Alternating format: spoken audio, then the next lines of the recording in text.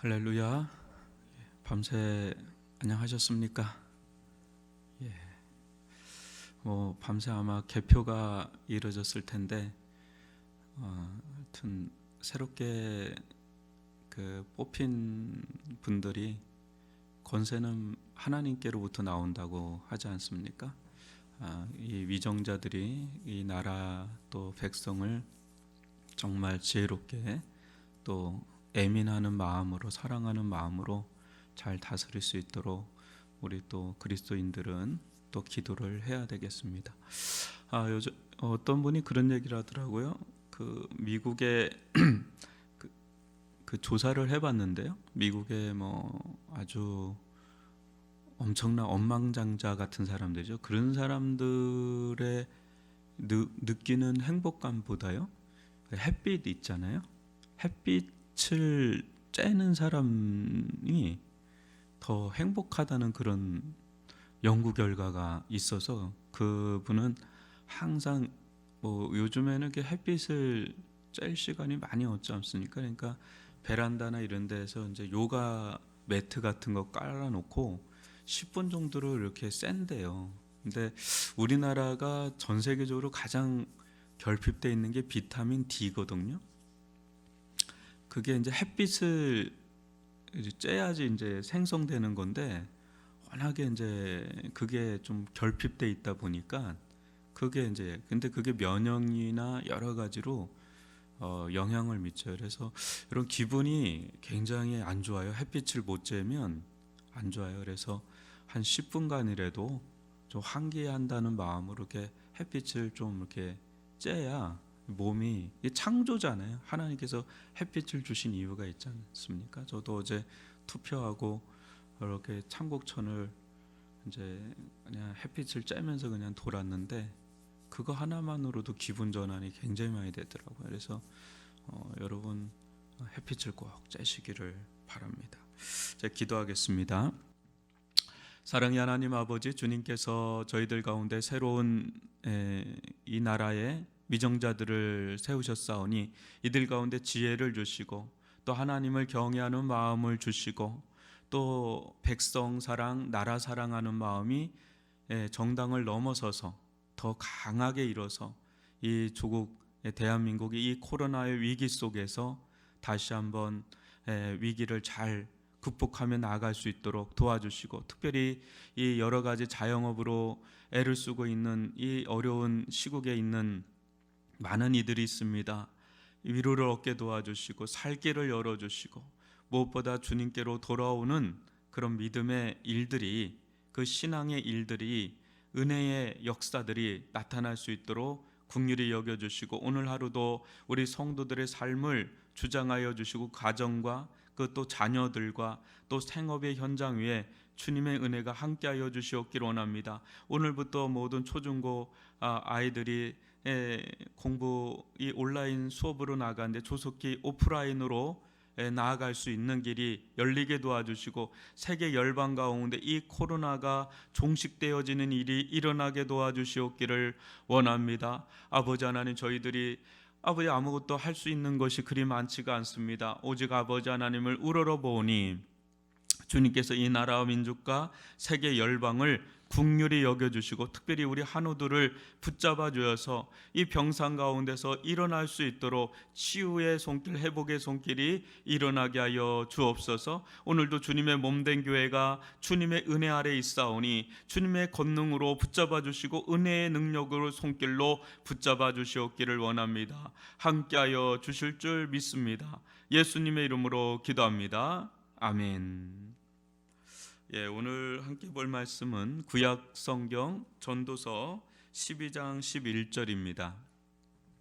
구약 성경 전도서 12장 11절입니다. 제가 말씀을 읽어 드리도록 하겠습니다.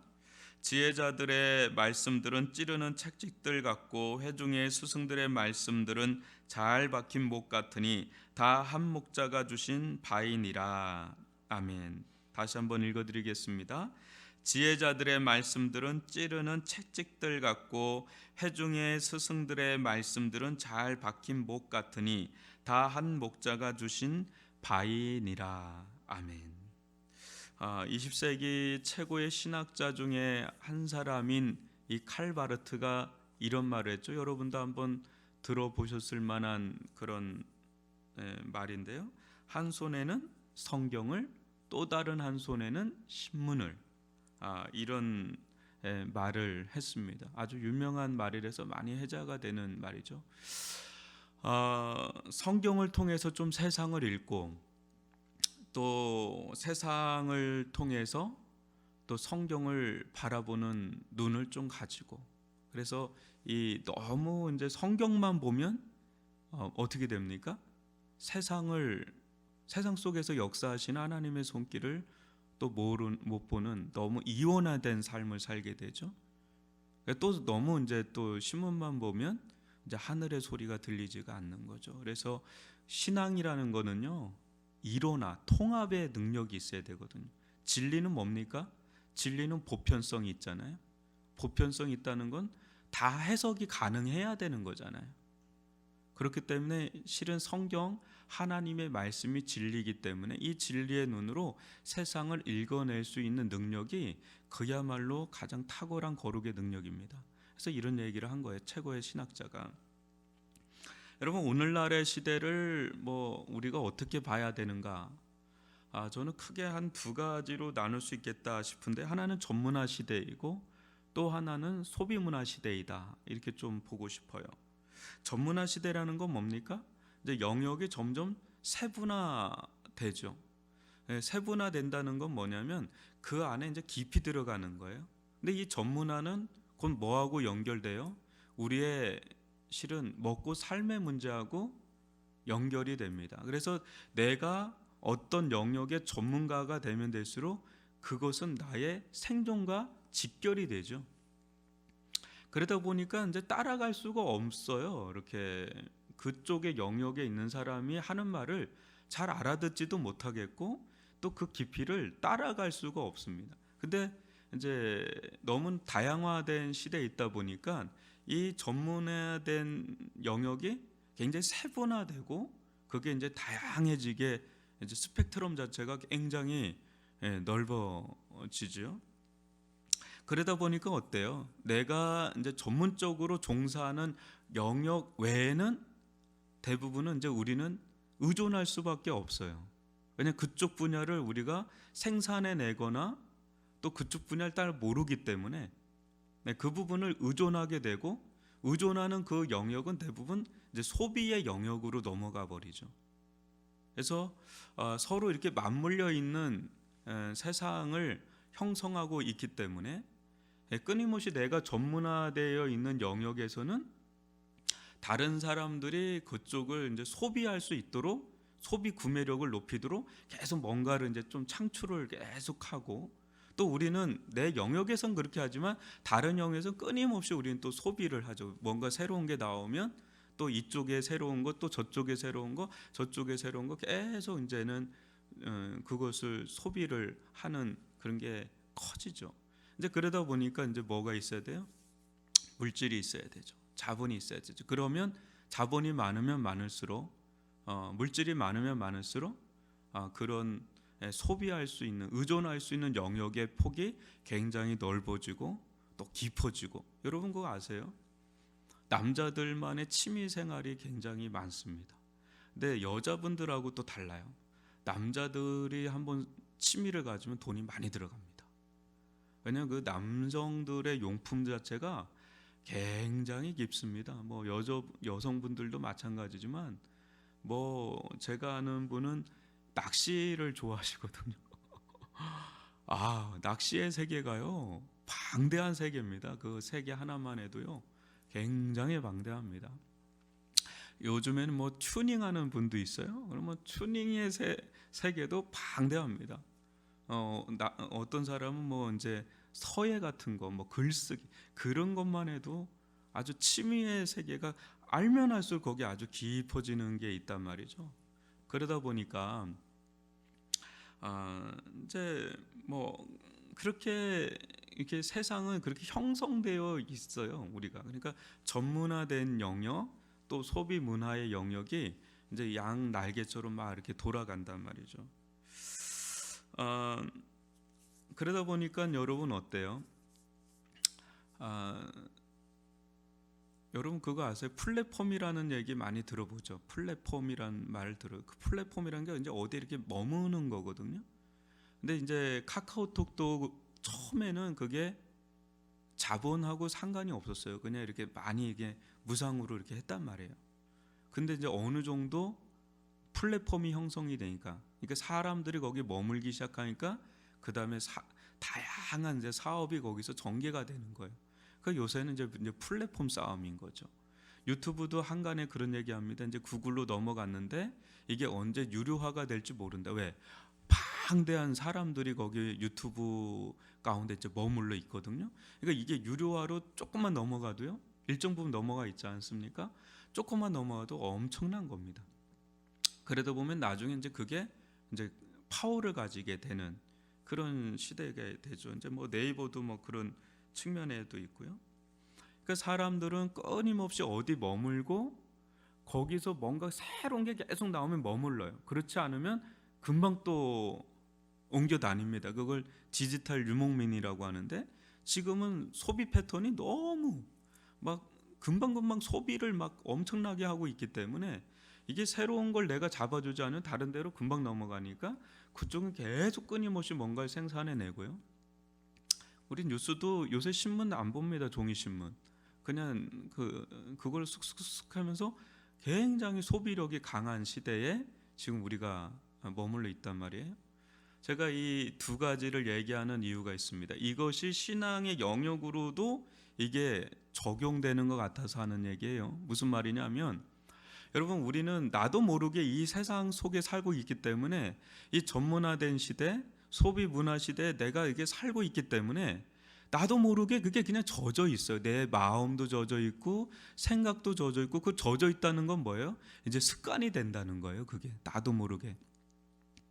그렇기 때문에 어때요? 이제 교회로 이제 넘어와서 신앙의 영역으로 들어와도 이쪽 영역도 전문화 영역이야. 이제 목사님 위주의 교육자들이 이쪽을 전문적으로 하고 나는 어떤 자리에 있게 돼요? 그러다 보니까 이제 여기도 소비의 자리로 있기가 쉬운 거죠. 그래서 끊임없이 이제 목회자들은 끊임없이 뭔가는 생산해 내줘야 되고 다양한 플랫폼을 형성해 주면 거기 머물 수 있는 힘이 강해지는 거예요. 그러니까 작은 교회들이 있고 중간 사이즈 교회 있고 큰 교회가 있다면 이제 대형으로 가면 이제 다양한 것들을 또 구비할 수가 있으니까 그쪽으로 넘어가는 소비 패턴, 영적 소비 패턴이 있지는 않는가라는 생각을 좀 해보는 거죠. 그러면서 소비의 영역에 있다 보니까 어때요? 자칫 잘못하면 이 설교 저 설교를 소비하듯이 먹을 수가 있는 거예요. 이게 나쁘다는 게 아니라 우려적인 면도 있는 거예요. 좋은 것도 있는데 예전에는 안 그랬죠. 예전에는 이제 어느 게 부흥사 목사님 오셨다면 우르르 거기 가야 돼. 우리가 발을 팔아야 되는 거예요. 발품팔이를 해야 되는데, 그리고 서로 연결망이 없으니까 이제 그게 난지 알았는데, 이제는 뭐 네트워크가 전 세계적으로 연결돼 있으니까 클릭 한 번만 해도 우리는 어디든 다 접속이 된단 말이죠. 그러다 보니까 이제 어떻게 돼요? 이렇게 실시간 뉴스 보듯이 설교를 좀 볼 수도 있는 거. 누워서도 보고 옆에다도 놓고 보고 뭐 이랬다도 보고 저랬다도 보고. 그러니까 이제 이 설교 저 설교들을 많이 이렇게 듣는데, 이제 문제는 그럼 뭐냐? 어디에 머무느냐가 중요한 게 아니다라는 거예요. 요즘에는 그냥 어디든 이제는 디지털 유목민처럼 막 옮겨 다닌단 말이에요. 사람들은 내 기호에 따라서 구미에 따라서 소비의 패턴에 따라서 늘상 이제는 바뀌니까 막 그걸 끌어당기는 입장에서는 초긴장이지만 소비자의 입장에서 아주 편하게 왔다 갔다 해요. 왜냐면 나는 이제 거기는 에너지가 들어가는 영역이 아니잖아요. 그러니까 내가 소비하는 영역이니까. 그러니까 어디에 머무느냐가 이제 중요한 게 아니라 얼마나 머무느냐가 나에게 영향을 줘요. 얼마나 머무느냐가. 저는 여러분들에게 이제 거룩한 플랫폼이 있지 않습니까? 뭡니까? 우리의 거룩한 플랫폼은 어디예요? 성경이죠. 근데 이 성경 또 설교라고 할 수가 있겠죠. 교회가 될 수가 있고 또 성경이 될 수가 있고 설교가 될 수가 있고 그렇게 되지만, 여러분 아까도 말했지만 설교의 플랫폼 자체도 어떤 한 목사님에게 꽂혀 있는 경우도 있고, 요즘에는 이제 우리 성도들 같은 경우는 대부분이 그러더라고요. 본교회 목사님이 있고 자기가 진짜 좋아하는 목사님 또 따로 있어요. 멀어서 이제 못 가니까 이제는 인터넷으로 계속 이제 듣지요. 그렇게 하는 패턴들이 좀 있는데, 우리들 가운데 그러면서 이상하게 내가 영적으로 이렇게 충만하게 채워진다라는 거는 또 경험하는 사람들이 좀 적어요. 또 그러니까 일종의 결핍을, 또 영적인 결핍을 그 어느 때보다도 많이 경험하는 시대에 또 있거든요. 왜 그런가? 오늘 한번 말씀을 좀 보면 이런 말씀이 나오죠. 지혜자들의 말씀들은 찌르는 채찍들 같고 회중의 스승들의 말씀들은 잘 박힌 목 같으니 다 한 목자가 주신 바이니라, 이렇게 나오죠. 뭐라 그럽니까? 지혜자들의 말씀들은 찌르는 뭐 같다 그래요? 채찍들 같다 그러죠. 또 회중의 스승들의 말씀들은 잘 박힌 목 같다 그러죠. 여러분 어때요? 이 두 가지의 공통점을 한번 여러분 찾아보세요. 소비적으로 바라보지 마시고 한번 생산적으로 바라보시면 이제 묵상을 하게 되죠. 어때요? 두 개 다 아파요. 그리고 깊이 베이고 또 새겨지고 박히죠. 이게 좀처럼 그 흔적 자체가 사라지질 않습니다. 여러분 신천지가 좀 해자가 많이 됐죠. 근데 이단에 빠진 사람들을 만나서 얘기하면 그 이단의 사상, 그 교리가 한번 박히잖아요. 좀처럼 그거는 빼내기가 어려워요. 그래서 그게 미혹의 영이라 그러거든요. 그런데 이상하게도 기성교회의 진리의 말씀을 전하는데도 이상하게 안 박혀요. 금방 이제 빠져나가요. 어디론가 그렇게 빠져나가서 이상하게 이제 설교자들이 할 역할들이 많아지는데 이게 잘 빠져나가요. 잘 박히지를 않고 찌르는 채찍 같지가 않은 거예요. 그런데요, 이게 이제 이단들에게 들어가는 건 일종의 영혼의 가시와 같아요. 그냥 한번 딱 박히면 이게 웬간해서 이게 빠지지가 않으니까.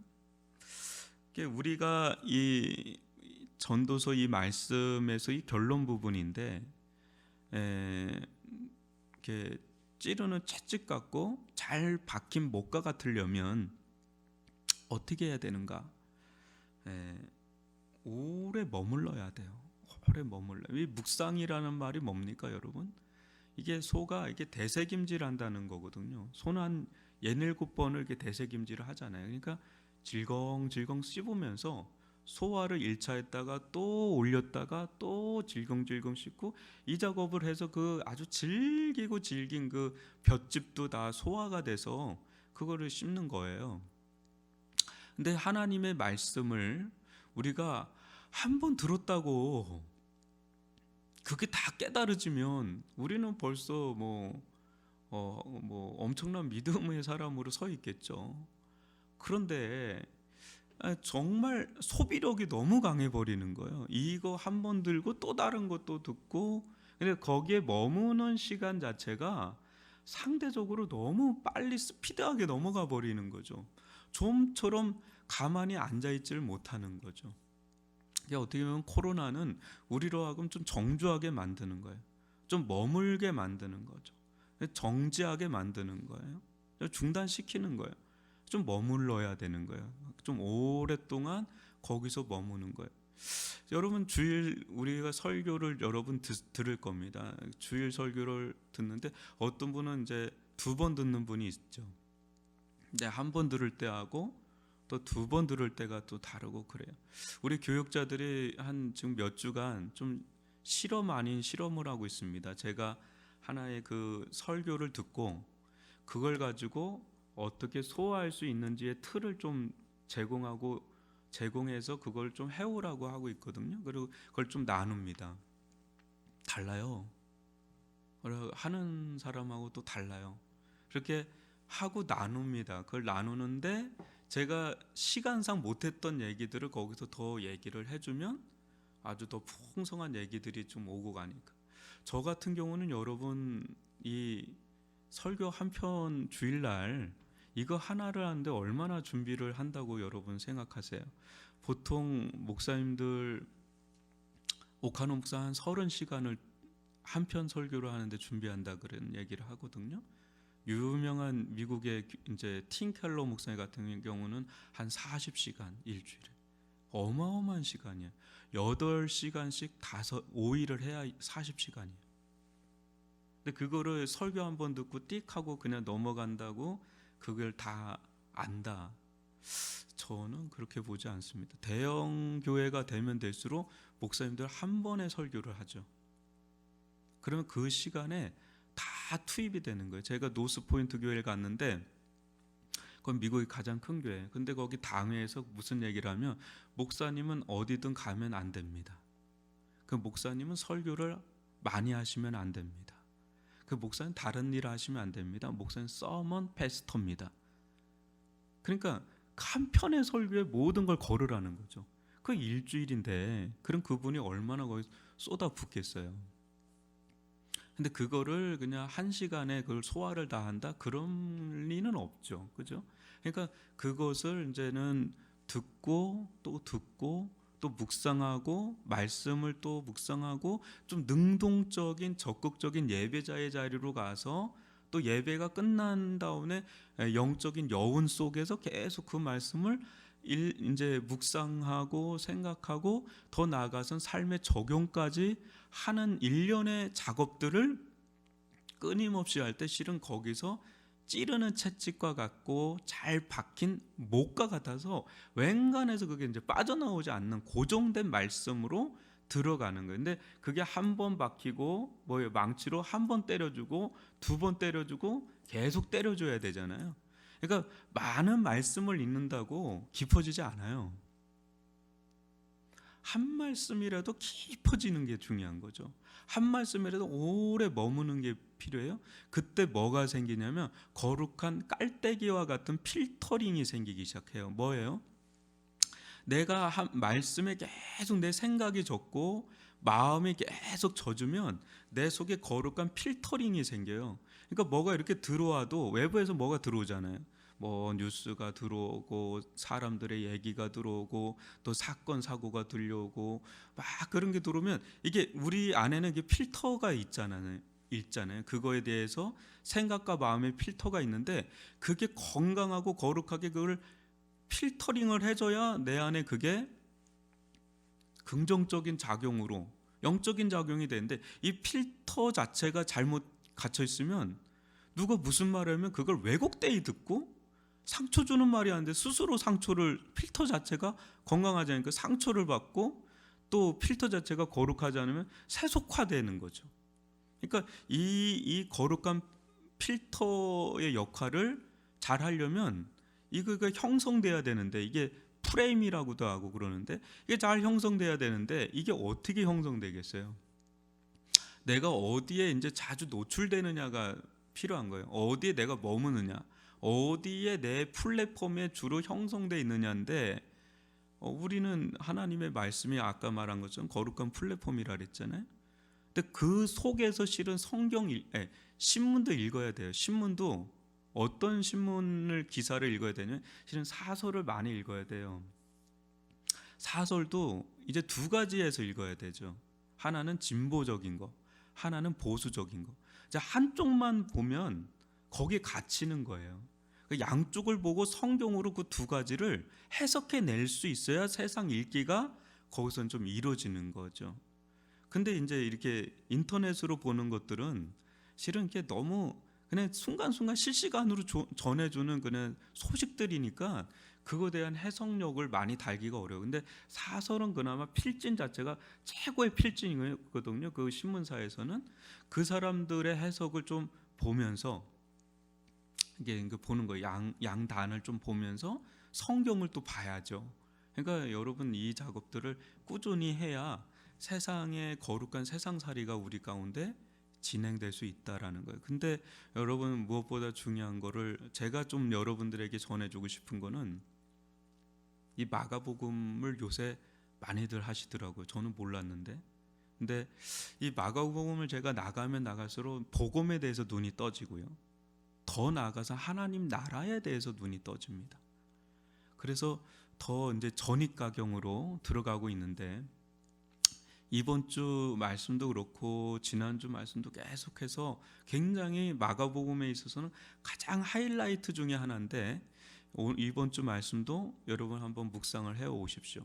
그럼 묵상을 하다가 한번 예배 자리로 들어가시고, 예배 자리에 들어가서 또 오늘날 너무 좋잖아요. 유튜브로 우리 다 올려주잖아요. 그 설교를 한번 들어보시고, 우리 교회는 실은 프린터를 해주거든요.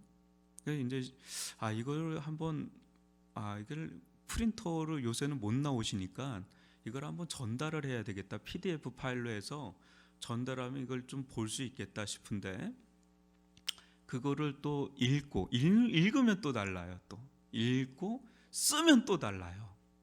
지금 우리 이제 교육자들 이제 쓰기로 들어가고 있는데요. 이 훈련이 계속 한 주 한 주 쌓이잖아요. 이거 굉장한 파워가 될 겁니다. 이게 오늘날 이 전문화되어 있고 소비 문화 시대 속에서 우리가 이 신앙의 영역에서 전문적으로 조금 더 성장해야 되잖아요. 우리는 신앙이 우리 인생이지 않습니까? 우리가 하는 지금의 직업은 부업이고 우리의 본업은 뭡니까? 신앙이에요. 이게 주객전도가 되면 안 됩니다. 이 본업이 잘 돼야 부업도 바라보는 시각이 이제 생기는 겁니다. 이원화되지 않고, 또 나아가서 소비 문화의 영역으로 나가는 게 아니라 생산적이어야 돼요. 신앙을 자꾸 소비 패턴으로 가면 거기서는 별로 성장이 없어요. 근데 말씀이 내 안에서 깨달아지죠. 그러면 새로움을 경험해요. 말씀이 깨달아지면 지식이 들어와야 사람은 새로워지는 거예요. 내가 택배로 계속 뭐 새로운 걸 받는다고 새로워지는 게 아니라 그건 찰나적이에요. 그러니까 또 다른 택배 계속 하는데 그 속에서는 뭔가 찰나적이고 순간적인 새로움밖에 없어요. 그게 사마리아 영성이에요, 그게. 근데 뭐예요? 지식이 새롭게 깨달아지잖아요. 하나님의 말씀에 대해서 새롭게 알면 알수록 지식의 빛은 우리를 새롭게 해요. 더 나아가서 이 지식의 빛이 우리 존재를 변화시키죠. 우리 존재가 변화될 때 진짜 그때 새로움을 경험하는 거예요. 우리 존재가 변화되지 않고 많은 소비를 한다고 해보세요. 그게 변한 것 같은데 실제 헛헛해요. 헛헛하다고요. 그 헛헛함을 채우려고 또 먹방하고 또 뭔가 또 택배하고 뭐 계속 그 작업을 하는데 자기 존재 자체가 안 변화되니까 그걸 경험한 자기가 느끼잖아요. 자기 존재는 별로 성장이나 성숙이 없어진다는 걸 느끼니까 그 헛헛함이 있다는 거예요. 그래서 뭐 해야 돼요? 늘 진리의 말씀을 깨달아야 되고 내 존재가 변화되는 길로 갈 때 그때 내 주변에 그런 게 없어도 내가 새로움을 가질 수가 있단 말이에요. 굉장히 중요한 메시지입니다. 오늘 이것도 실은 할 얘기들이 굉장히 많은 거 압축해서 얘기를 하는 건데 여러분들이 이것을 하면서 여러분들 삶에 실질적으로 한번 적용을 해보세요. 하나님의 말씀은 소비의 대상이 아니라 무슨 대상이에요? 순종의 대상이에요. 경배의 대상이고 묵상의 대상이고 우리 삶의 대상이에요. 소비의 영역이 아니다라는 것을 다시 한번 얘기를 하는 겁니다. 그래서 여러분 하나님의 한 말씀이라도 좋으니까 그 말씀에 깊이 머물고 오랫동안 머물고 그걸 내 삶에 길어내는 거예요. 그 삶 속에서 길어내는 겁니다. 그때 그게 나에게 찌르는 채찍같이 어느 때는 아프게 하고 어느 때는 깊이 박혀서 웬만해서는 그게 빠지지가 않으니까 위기의 순간에 그 말씀이 나를 딱 붙잡아줘 버리는 거죠. 지금 위기의 순간이기도 하지 않습니까? 그때 하나님의 말씀이 잘 막힌 목천 돼가지고서 우리 가운데 어떤 거에도 휘둘리지 않는 영적인 단단함을 줄 수 있기를 주님의 이름으로 축원합니다. 기도하겠습니다. 사랑의 하나님 아버지, 주님께서 저희들 가운데 은혜를 베풀어 주시고 하나님의 말씀이 우리들 가운데 찌르는 채찍과 같고 또 잘 박힌 목과 같기를 원합니다. 아버지 하나님, 너무나 빠르게 변화되는 이 변화무쌍한 시대 속에서 한 자리에 머물다는 것이 저희로서는 그런 능력이 또한 없습니다. 늘 세차게 부도닥치는 물결 속에서 우리는 이리 휘청 저리 휘청하기가 쉬운데 잘 박힌 못과 같이 한 곳에 정주할 수 있기를 원하는데, 진리의 플랫폼에, 거룩한 플랫폼 하나님의 말씀에 깊어지기를 원하고, 그 속에서 영적인 자양분을 날마다 길어내기를 원하고, 새로운 영적인 빛을 받기를 원하고, 우리의 존재가 그 속에서 변화되어지고 성장하고 성숙하고 열매를 맺어갈 수 있도록 인도하여 주시옵기를 원합니다. 깨어 있기를 원합니다. 성경을 읽고 세상을 읽어 거룩한 세상살이가 되게 도와주시고, 우리들 가운데 거룩한 또 필터링이 되어서 세상을 소화해낼 수 있는, 수많은 소리들을 소화해낼 수 있는 그런 영적인 소화력을 저희들 가운데 허락하여 주옵소서. 예수님의 이름으로 기도합니다. 아멘.